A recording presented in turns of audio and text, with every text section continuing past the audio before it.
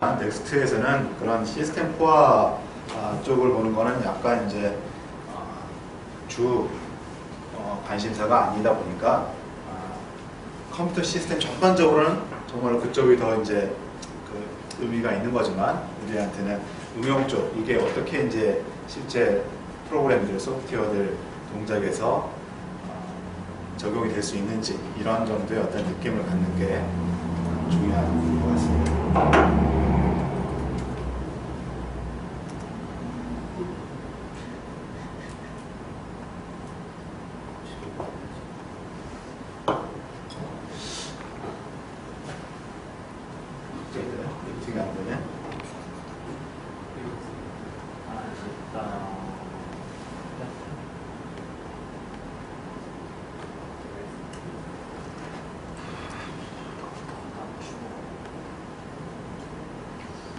조금만 기다려보면서 말로 복습 우리 리뷰 좀 하죠.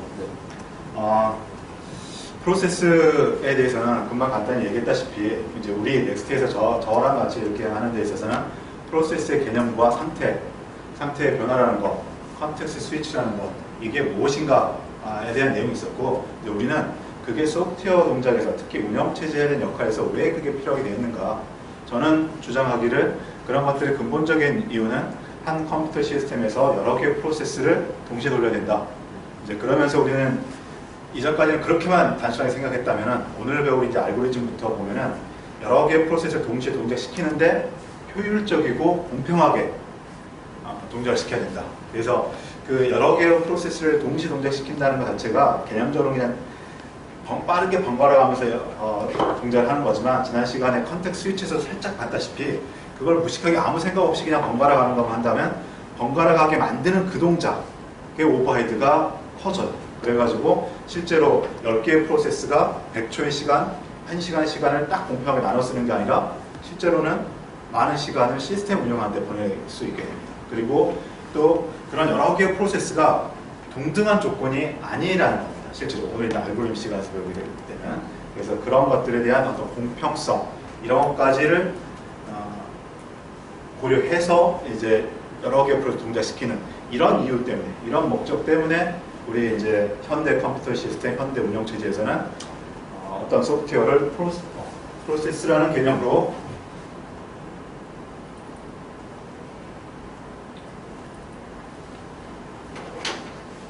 추상화를 시키고 그 프로세스를 관리하는 그런 여러 가지 그 어떤 구조와 데이터 자료 구조와 어떤 메커니즘을 제공하고 있습니다. 이전에 파일을 관리하는 것과 사실 크게 다르진 않아요. 어떤 대상으로 관리한다는 측면에서.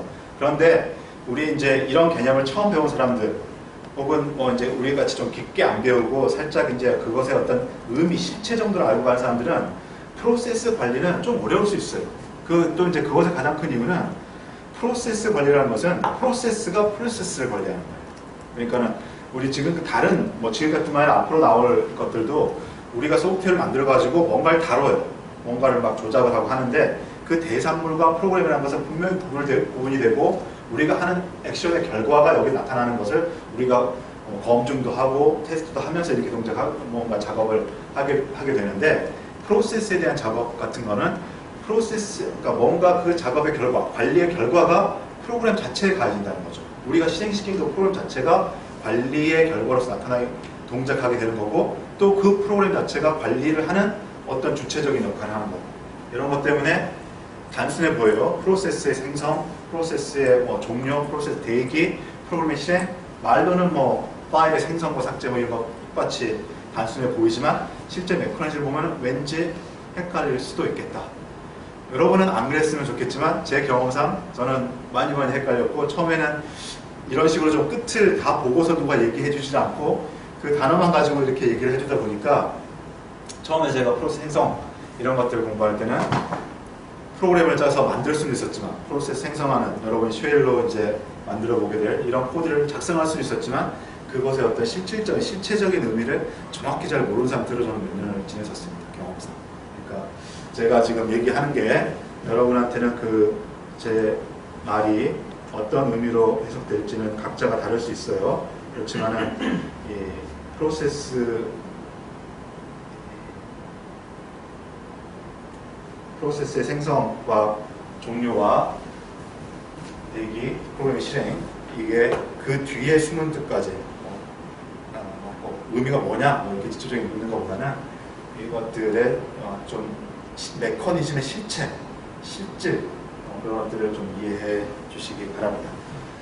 그래서 이제 지난 이 시간까지는 뭐 예제 코드까지 같이 보면서 그냥 우리가 약간 운영체제의 기능을 약간 한 발 물러서 가지고서 프로세스란 무엇인가, 프로세스의 상태와 상태 변환이 왜 필요하며 어떻게 이루어지는가, 프로세스의 생성과 프로그램의 실행은 어떤 API 시스템 콜을 이용해서 동작하는가를 살펴봤고, 지난 시간 뒷부분에는 스케줄링이라는 개념을 이제 얘기하기 시작하면서 운영체제 프로세스 관리 기능이 결국은 프로세스 계속 교체하는 겁니다. 근데 여기까지는 프로세스 교체한다는 그 액션에 대해서만 집중을 얘기했고, 여기 스케줄링 알고리즘에서 얘기할 거는 여러 개 기다리고 있는 프로세스 중에서 무엇을 선택할 거냐, 그 선택을 어떻게 하냐에 따라서 똑같은 프로세스 개수가 있음에도 불구하고 효율이 달라진다. 그래서 그 효율을 우리는 그 스루풋 혹은 응답 시간, 이런 대표적으로 두게 되는 시스템 측면과 사용자 측면에서의 어떤 성능 지수를 가지고 얘기를 했죠.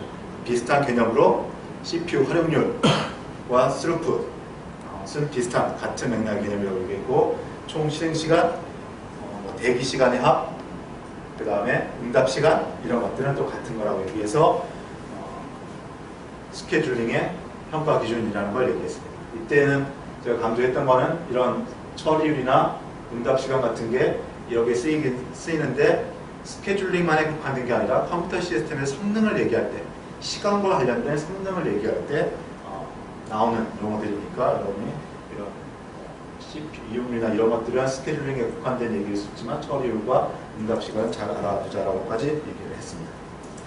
오늘은 본격적으로 이제 스케줄링 알고리즘을 살펴보도록 하겠습니다. 바로 선택하는 방법이 되겠습니다. 지난 시간에 한번 쭉 간단히 살펴봤죠. 그리고 이게 다가 아니라 우리 그 넥스트 운영실 수업에서의 이것들을 읽어보는 어떤 목표는 스케줄링 알고리즘을 내가 만들어보자 뭐 이런 목표보다도 뭔가 컴퓨터 시스템에서 자원을 나눠주는 겁니다. 여러분이 사실 또 그러니까 뭔가 저는 운영실 수업에서는 추상화라는 이런 개념을 계속 이렇게 얘기를 하고 있는데요. 실체를 엔드 유저 혹은 소프트웨어가 그대로 이용하는 경우는 특히 현대 운영체제 시스템은 거의 없습니다. 뭔가가 이렇게 포장을 해서 전해주는 거죠. 그 대부분이 지금 여러분이 프로그램하는 API 환경이 되는 거고요.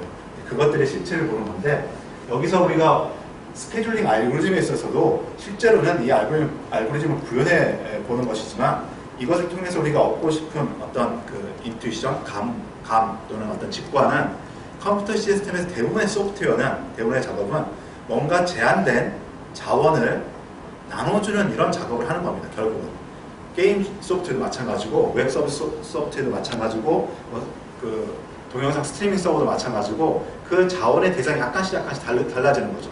그래픽 자원이 될 수도 있는 거고, 스토리지 자원이 될 수도 있는 거고, CPU 자원이 될 수도 있는 거고, 여기서는 CPU 자원이 되는 겁니다.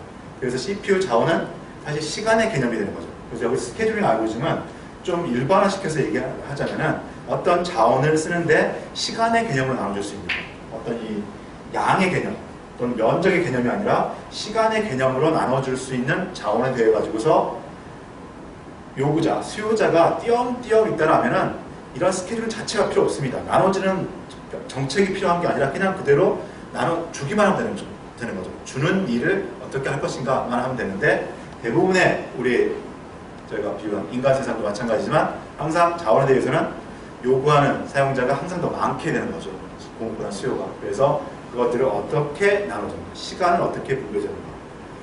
비슷한 예를 우리 일상생활을 찾아보면 이런 거 있습니다. 은행에 가는데 은행에 창고에 계신 분들이 한 3명이에요. 그런데 피크타임에 보면은 수십 명의 사람이 이렇게 대기에 줄을 씁니다. 그때 지금 어떻게 보면은 단순하게 합니다. 그것도 일종의 스케줄링입니다. 뭐냐면 바로 요거죠. 번호표 뽑아가지고 차례대로 줄을 세워서 하는 거.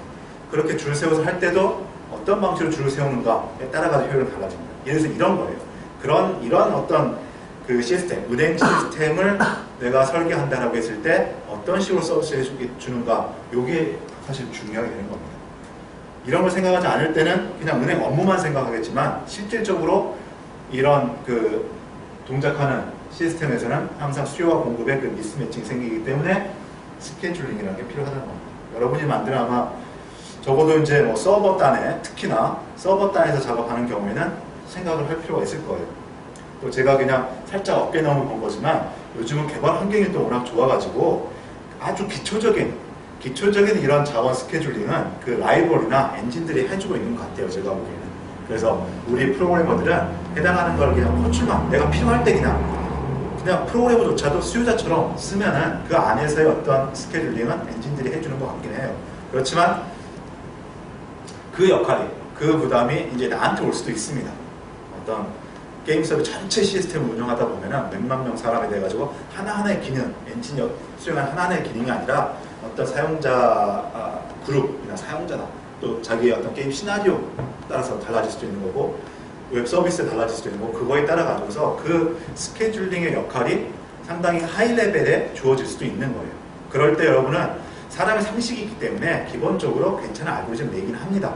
그렇지만 접근 방법이 이런 것들도 있다. 이런 식으로 접근할 수 있고 이런 접근 방법이 나 같으면 이렇게 했을 텐데 했는데 이렇게 했을 텐데 하는 게 어떤 장단점을 가지고 있는가, 이걸 극복할 수 있는 거는 어떤 것들이 극복할 수 있는가, 이런 어떤 접근 방법에 대한 아이디어를 우리 스케줄링 수업에서 가져갔으면 좋겠습니다. 근데 어쨌든 이제 수업은 하나하나 이제 이게 어떻게 동작하고 어떤 특징을 가지고 있나 이렇게 설명을 할 거예요. 맨 처음에 나오고 있는 게 선입선처리라고 해석을 하고 first come, first served, 먼저 업무를 먼저 준다.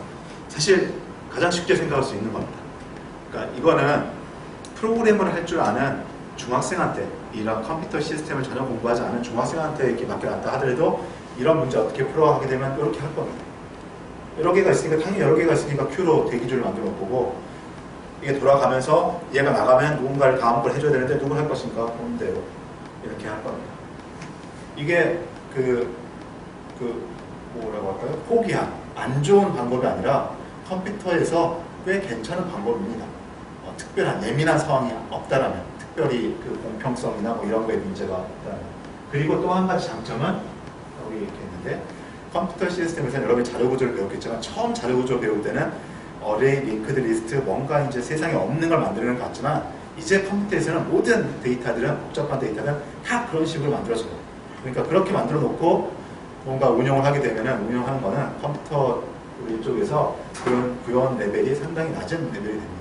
그래서 이런 식으로 큐를 구성을 해가지고서 어떻게 보면 우리 이제 좀 고차원적으로 생각하는 입장에서는 아무 생각 없이 그냥 그대로 주는 방식으로 하게 되면은 간단하고 이해하기 쉬운 스케줄링 알고리즘. 여기서는 이해하기 쉽다라는 것은 어떤 식으로 또 해석이 되냐면은 어떻게 스케줄링이 될지 우리가 쉽게 동작하는 것을 이해하기도 쉽고 이 결과를 예측하기도 쉽다는 거예요.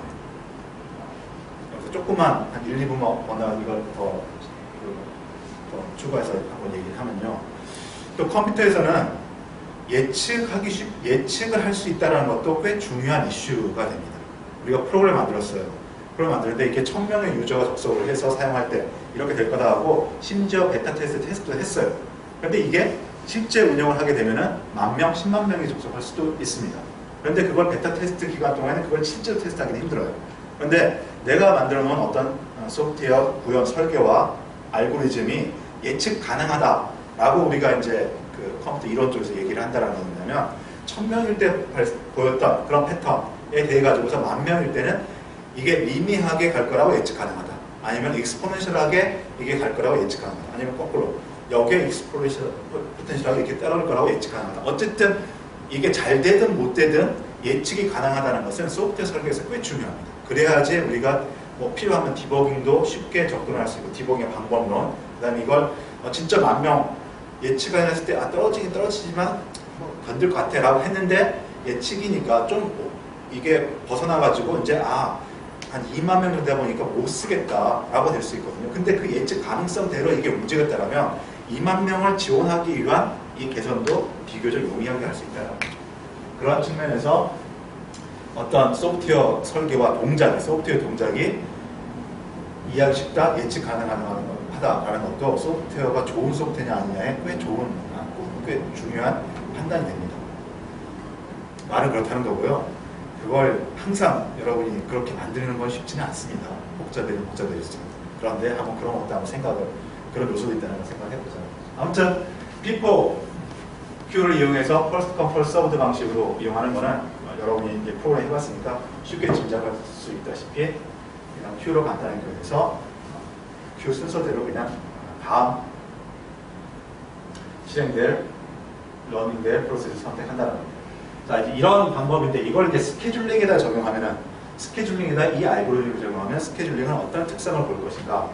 일단 이런 식으로 하게 되면 Q에 들어온 대로 하고 Q의 첫 번째 놈이 실행을 하고 이게 나갈 때까지 그 실행을 멈추지 않기 때문에 이런 구현이라면 대부분 다 비선점 방식으로 스케줄링을 운영합니다. 이게 장점이고요. 여긴 다 단점만 얘기합니다. 다시 말하면은 구현하고 이해하기는 쉬운데 스케줄링 측면에서는 썩 좋지는 않다는 겁니다.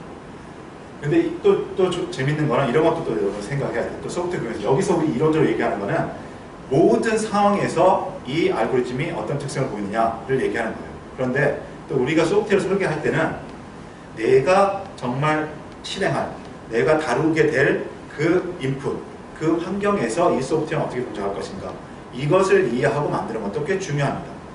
사실 우리가 알고리즘을 배우긴 하지만 알고리즘에 따라 가지고서 성능은 좋은데 그 알고리즘을 구현하기 위한 코드의 복잡도는 상대적으로 커지는 이런 특성을 일반적으로 보입니다. 그런 것들을 트레이드오프 할 수 있어야 돼요. 어쩌면은 아마 넥스트 학생들이 만들게 될 개인일 수도 있고 회사가 만들게 될 수도 있고 이런 것들은 규모가 무지 크고 대부분 다 광범위한 일반 사용자를 대상으로 서비스를 합니다. 그렇기 때문에 사실 대부분 다 이러한 목적을 달성해야 돼요. 어떤 조건에서도 좋은 특성을 보이게. 그런데 특정 소프트웨어 같은 경우는 이 소프트웨어는 실질적으로, 그러니까 이론적으로는 어떤 인풋이 들어올 수 있지만 실제 운영되는 시스템에서는 10초에 한 번씩밖에 인풋이 안 들어오는 그런 소프트웨어가 될 수도 있어요.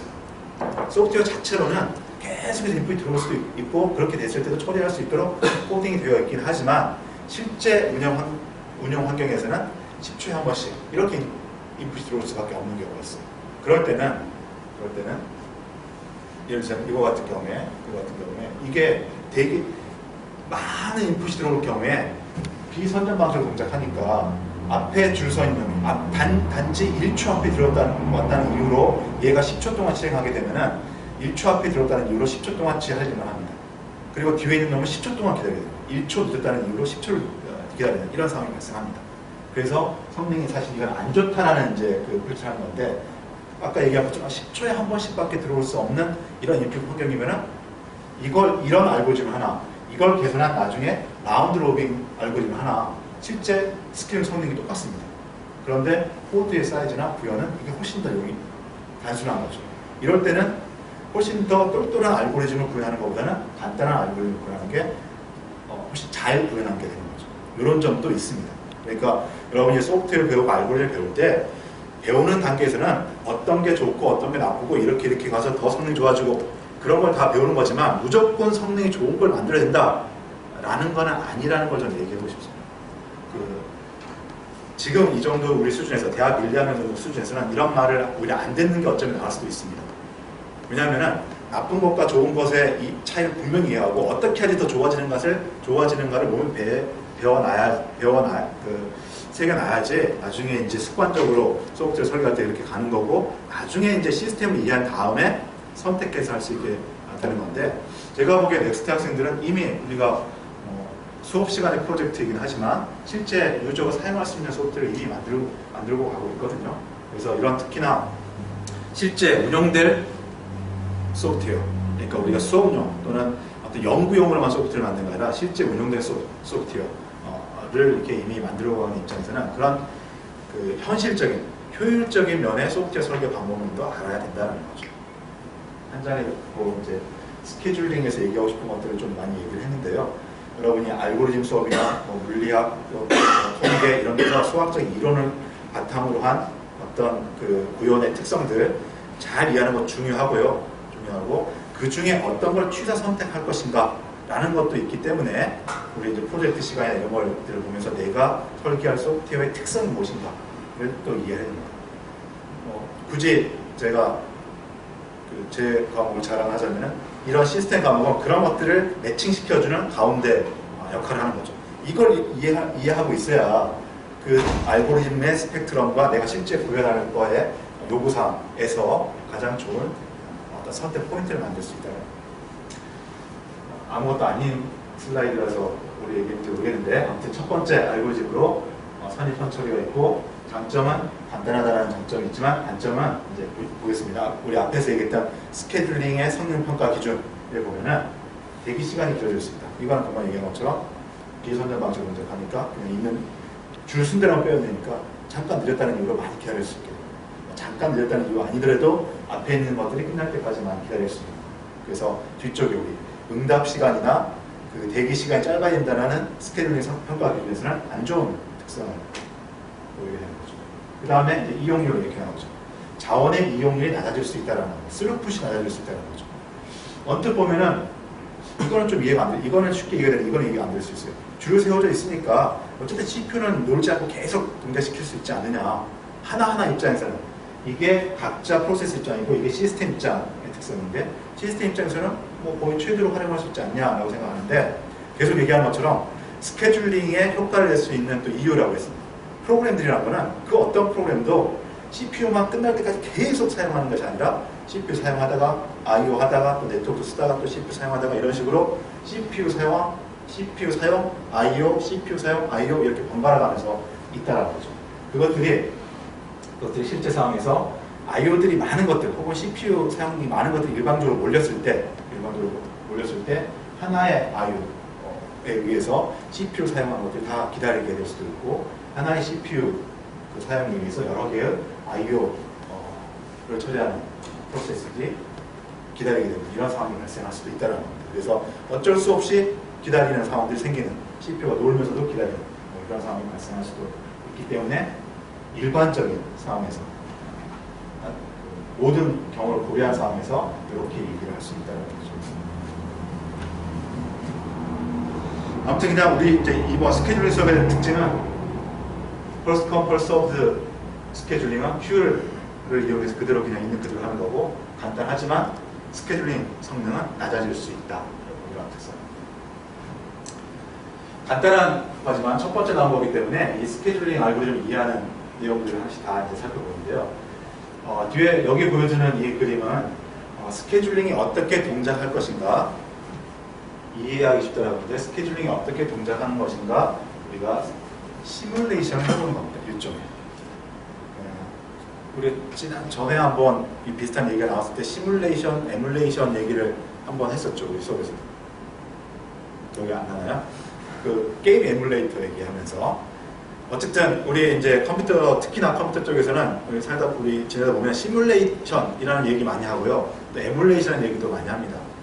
그때 한번 했으니까 다시 한번 상기하면서 이렇게 얘기하면 일단 에뮬레이션은 실체가 아닌데 실제 그대로를 만들어주는 거예요. 그래서 게임팩 에뮬레이션. 그래서 닌텐도 에뮬레이터가 우리 PC에서 동작을 해요. 그러니까 닌텐도 기기가 아니에요. 닌텐도 CPU가 아니거든요. 그런데 닌텐도 게임팩이 그대로 진짜 동작을 하고 게임 화면이 나옵니다. 그래서 실체가 아닌 것을 그대로 만들어주는 거예요. 우리 가상머신 이런 것처럼. 그런 걸 보통 컴퓨터에서 에뮬레이터라고 얘기를 하고 시뮬레이터도 비슷해요. 개념은. 실제가 아닌데 가상적으로 뭔가를 구동시켜주는 걸 시뮬레이터라고 이렇게 우리 알고 있잖아요. 근데 에뮬레이터가 약간 다른 점은 에뮬레이터는 실제 그것을 동작시켰을 때의 결과와 효과와 이런 게 그대로 다 나타납니다. 화면에 점, 그림 이렇게 다 나타나요. 그런데 시뮬레이터는 보통 그 내용을 전체를 다 실제로 동작시키는 것이 아니라 그것이 동작되었다라고 가정을 하고 어떤 그 결과 중에서 내가 관심 있는 일부만 보는 거죠. 그래서 예를 들어서 닌텐도 시뮬레이터가 있다라고 하면은 닌텐도 게임을 그대로 플레이는 하는 건 아닌데 닌텐도 시뮬레이션을 했을 때 얘가 이 컴퓨터 시스템에 몇 초 동안 동작할 것인가 또 아이템이 몇 개가 나왔을 것인가 그런 거 그래픽 그 점유율이 몇 퍼센트 됐을 것인가 이런 것들을 결과를 찍어내줍니다. 그러니까 실제로 그래픽은 그리지 않는데 그렸다라고 하고 몇 번 했다라고 결과를 보여줘요.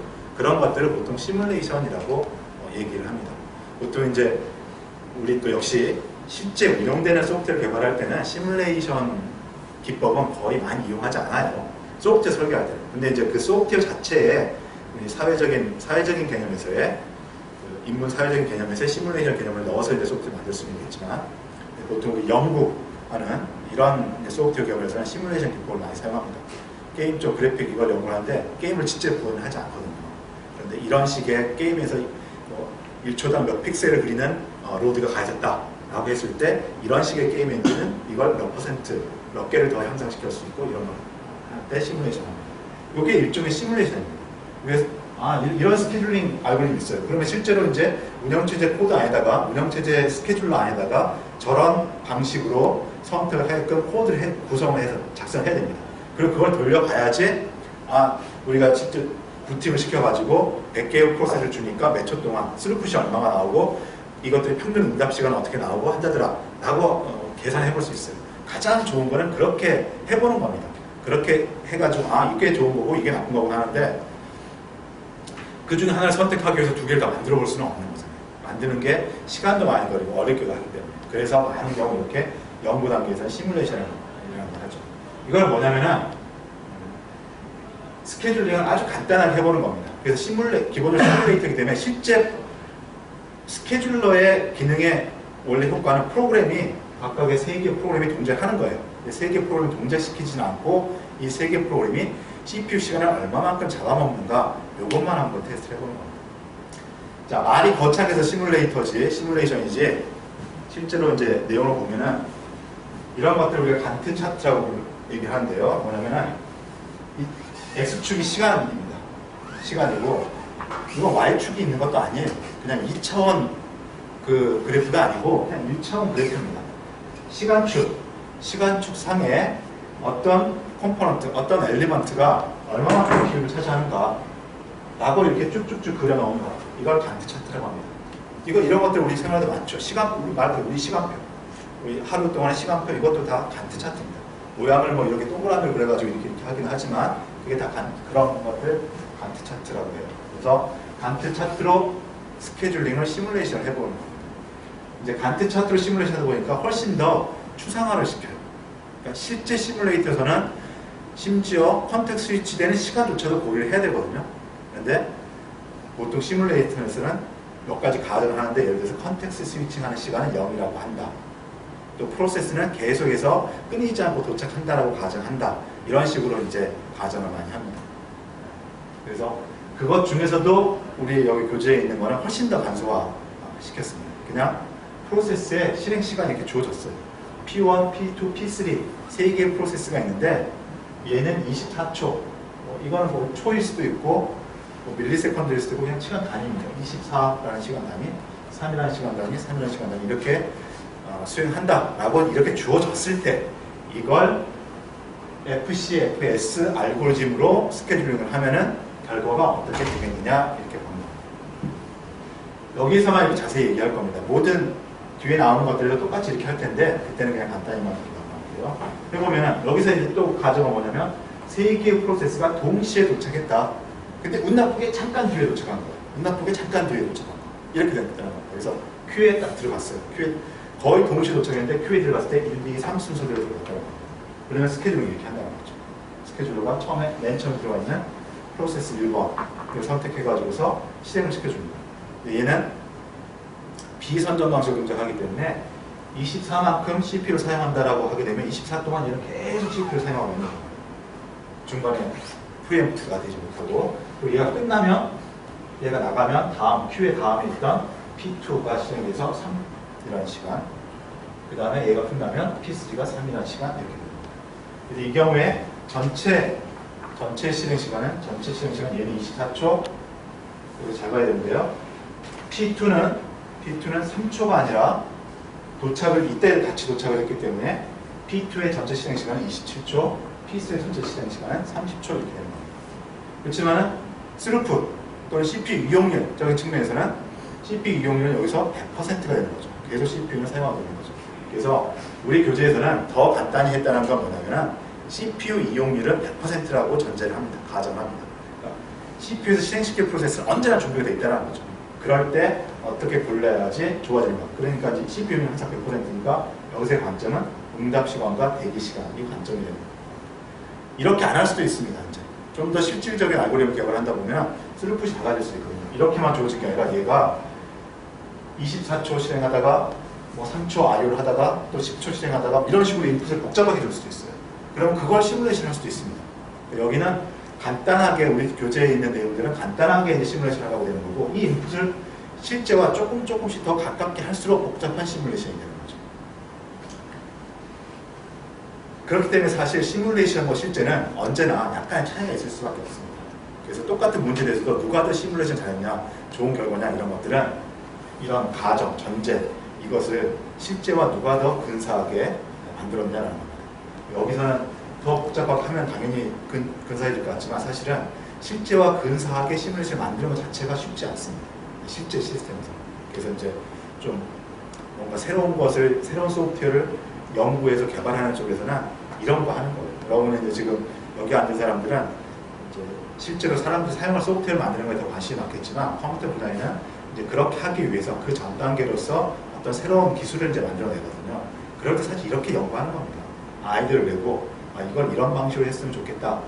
그래픽을 이렇게 처리했으면 좋겠다. 웹서버 이렇게 운영했으면 좋겠다. 1000대 서버가 있는데 지금은 1000대 서버를 운영해야 되는데 얘가 500대로 줄었다고 했을 때 어떤 식으로 운영해주면 1000대 있는 것과 비슷하게 나오겠다. 이런 아이디어를 내고 사실 대부분 다 이런 식으로 시뮬레이션 합니다. 물론 그걸 자기 환경이 좋고 도움이 많은 사람은 실제 운영도 시켜보겠지만 그렇게 했을 때 누가 더 실제에 가까운 거에 하느냐에 따라 가지고서 이걸 구글이나 네이버가 진짜로 선택을 해서 상용을 했을 때 그 연구 결과가 실제와 거의 유사하게 만들어지는 거죠. 이런 게 시뮬레이션입니다. 여기서 이제 지금 어쩌면은 지금까지 운영체 수업이 다 제 수업이 다 그런 식이긴 했지만 특히나 이 스케줄링 알고리즘은 조금 더 이제 좀 코딩이 아니라 뭔가 이론적인 거에 가까운 이런 얘기를 계속 하고 있는데요. 원래가 그렇습니다. 이 스케줄링 알고리즘은 우리 운영체제 수업 내용 중에서도 특히 더 이론 쪽에 좀 가까운 내용이죠. 그러면서 제가 이제 시뮬레이션이니 뭐 이런 것들 약간 여러분한테 그냥 소개 쪽을 하고 있는 거예요. 얘기를 이렇게 이제 중구난방 하다 보니까 본질적으로 알아야 될 거가 자꾸 헷갈리는데 어쨌든 우리 이제 수업의 주 컨텐츠는 몇 가지 이제 그 스케줄링을 구현하기 위한 아이디어, 알고리즘이 있는 것이고 각각의 특성을 보는 건데 그 특성이 좋으냐 나쁘냐는 이렇게 간트 차트로 아마 거의 극단적으로 간소화시킨 시뮬레이션을 통해서 한번 살펴보자 하는 겁니다. 그럼에도 불구하고 우리 교재 이렇게 하는 건 뭐냐면 이걸 극단적으로 간소화시킨 시뮬레이션은 실제에 안 맞을 수도 있습니다. 그런데 이렇게 하는 이유는 교재에 나온 5가지 정도의 알고리즘은 이미 엄청나게 많은 검증이 되어 있어요. 엄청나게 많은 검증이 되어 있어가지고 이 정도로 간단한 시뮬레이션을 시뮬레이션을 통해서 나온 결과조차도 실제 그대로 적용됩니다. 그러니까 학생들이 이해하기 쉽도록 간단한 시뮬레이션을 통해서 특성을 그대로 설명하고 있는 겁니다. 이렇게 하기 때문에 여기 단점이 바로 뭐가 생기느냐 이런 거 보십시오. P2나 P3 자기가 실행할 시간은 3초라고 있는 학교의 편의상 꼭 초는 아닐 수 있지만 3초밖에 안 걸리지만 스케줄링에서 약간 운 나쁘게 늦게 도착했다는 이유로 27초, 30초가 돼야지 자기의 실행이 끝나는 이런 상황이 발생합니다. 즉 대기시간이 길어지는 거고 또 여기서 응답 시간도 길어지는 문제가 발생합니다. 여기서 프로그램이 여기서 실행했는데 얘는 아무 응답을 보여주지 못하고 24초가 지난 후에야 화면에 뭔가를 이제 보여주기 시작하는 거죠. 좋지 않은 특성이에요. 이게 정말로 그렇게 나쁘다는 건 뭐냐면 공평하지도 않다는 겁니다. 운이 나쁩니다. 이렇게 되면 그런데 똑같은 프로세스인데 똑같이 그러니까 이 순간에 도착했는데 도착한 순간 약간만 바뀌었어요. 순서가 이렇게만 바뀌었어요. 이렇게 바뀌면 완전히 다른 결과를 보여준다는 겁니다. 전체 이건 활용률은 100%니까 전체 CPU를 사용하고 있는 건 똑같이 30초인데 얘의 실행시간 3, 얘의 실행시간 3 해서 6, 얘는 30. 얘가 너무 길어지지 않습니까? 라고 생각할 수 있지만 짧게 기다렸죠. 그래서 이걸 각각 하나로 치면은 이렇게 하면 얘가 손해보는 것 같지만 시스템 입장에서 보면 전체 평균을 내볼 수가 있습니다. 각각 이렇게 해가지고 평균 대기시간을 보면 3과 17이라는 엄청난 큰 차이를 가지고 똑같은 프로세스인데 어떤 상황이냐에 따라 가지고서 얘는 이렇게 합니다. 예측 가능하죠. 그러니까 아까 기능적으로 딱 정해진 거에서는 예측 가능했지만 그냥 이걸 실제 세상에다 딱 적용시켰을 때는 어떻게 될지 모른다라는 거죠. 그래서 이러한 거는 특성이 좋지 않은 특성의 스케줄링이다 라고 얘기를 합니다. 여기서 응답 시간이라는 게 그 프로세스가 처음에 시작하고 그 버스트 타임 어떤 게 되면 하나가 그게 끝나는 시점입니다. 이제 여기서 정의는 실행을 시작할 때 처음 그러니까 실행하라고 지시는 됐어요. 근데 CPU를 아직 차지하지 못하고 있어요. 근데 처음 CPU 차지할 때까지의 시간 그걸 응답 시간이라고 부르죠. 우리가 보통 응답 시간 자체의 그냥 일반적인 그 개념, 일반적인 정의는 내가 뭔가 액션을 시작해놓고 액션의 효과가 처음 나타날 때, 화면에 처음 그림이 보여질 때, 그때를 보통 응답 시간을 얘기하는데 응답 시간 개념 자체가 그렇다는 거죠. 뭔가 이것의 첫 실효적인 것이 될 때. 그래서 여기서는 처음 CPU 맞을 때. 그래서 일단 얘의 응답 시간은 여기서 들어왔는데 24에 처음 CPU를 차지하게 되니까 24가 응답 시간이라고 얘기해요. 얘는 27이 응답 시간이라고 얘기해요. P1은 6이 응답 시간이라고 얘기해요. 거기 대기 시간이랑 다를 게 없어요. 여기서는 같아요.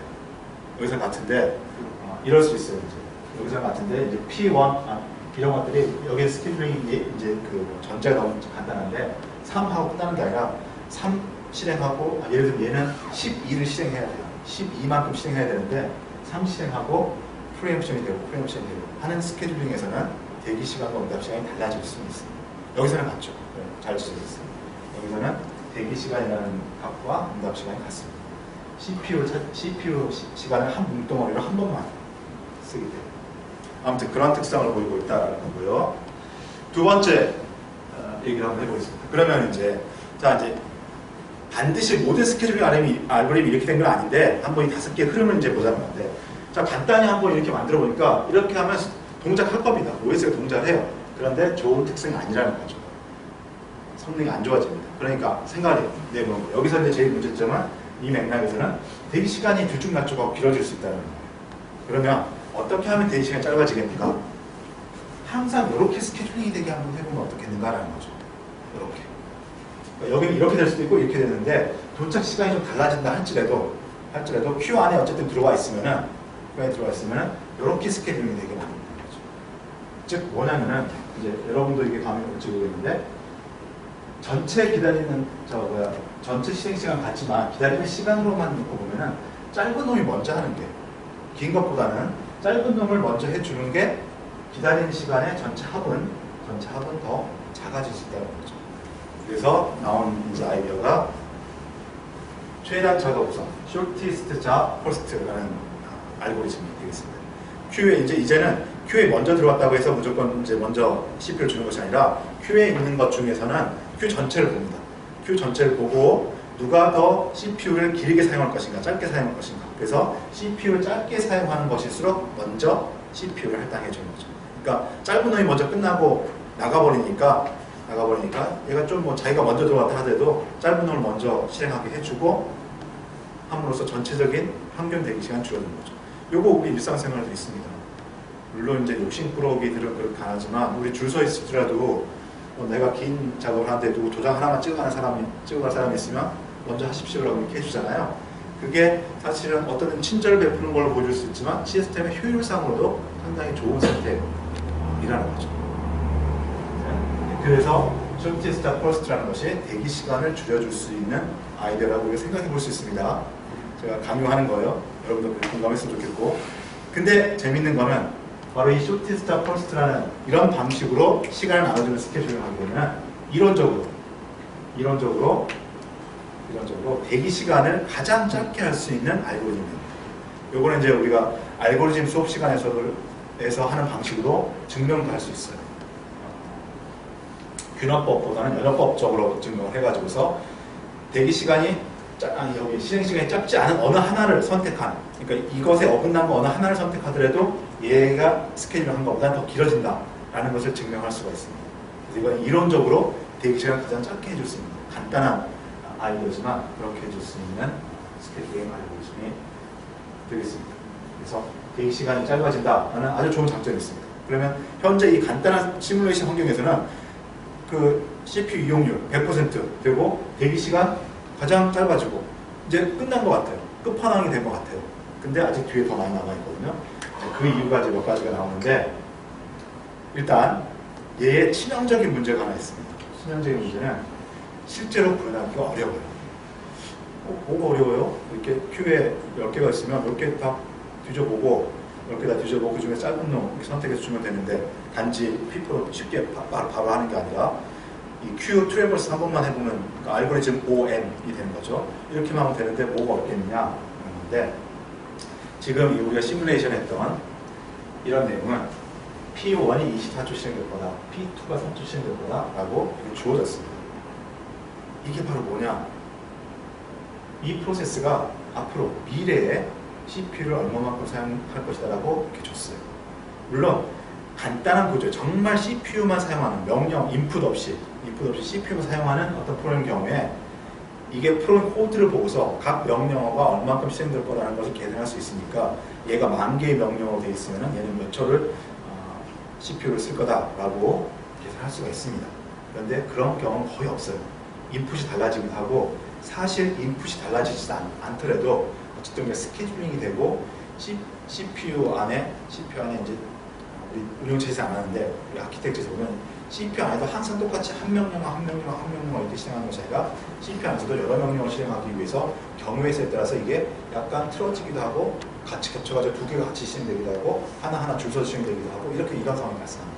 그게 단지 명령의 개수만으로 한 명령어가 1 나노씩 걸린다 해가지고 100개의 명령어 구성된 프로그램이면 100 나노세컨드 걸린다. 이렇게 쉽게 얘기할 수 없는.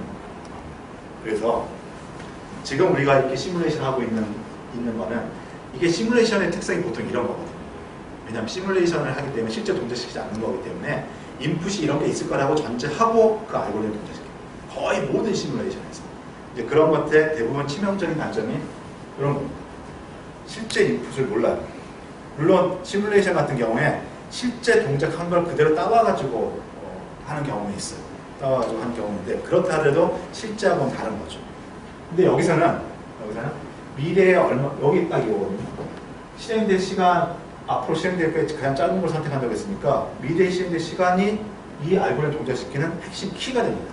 그런데 그거는 실질적으로 알 수가 없다는 거죠.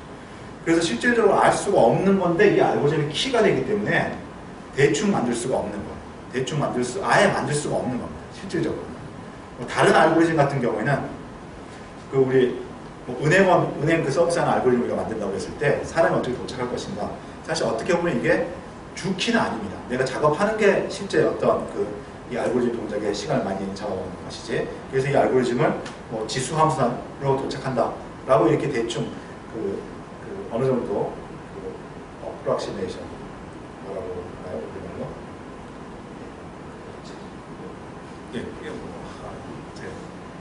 제가 영어를 좋아해서가 아니라 영어를 잘해서가 아니라 가끔 이럴 때가 있어요. 어프락시메이션이 뭐지? 그러니까 대충 어프락시메이션 대충 알겠죠? 그런 식으로 인풋을 만들어 가지고 시뮬레이션을 해도 실제하고 그다지 큰 차이가 나지는 않습니다. 그런데 여기는 바로 알 수 없는 미래 그 자체가 이 시뮬레이션을 동작시키는 핵심 기준이 되기 때문에 이 알고리즘은 실제로 구현하는 것은 불가능하게 됩니다. 어렵다고 얘기했지만 사실은 불가능한 거죠. 그래서 이게 가장 이상적이고 비교적 간단하면서도 가장 이상적인 알고리즘이지만 실제로 이렇게 만들 수는 없는 것입니다. 근사한다고 그러죠. 근사. 쓰는 거.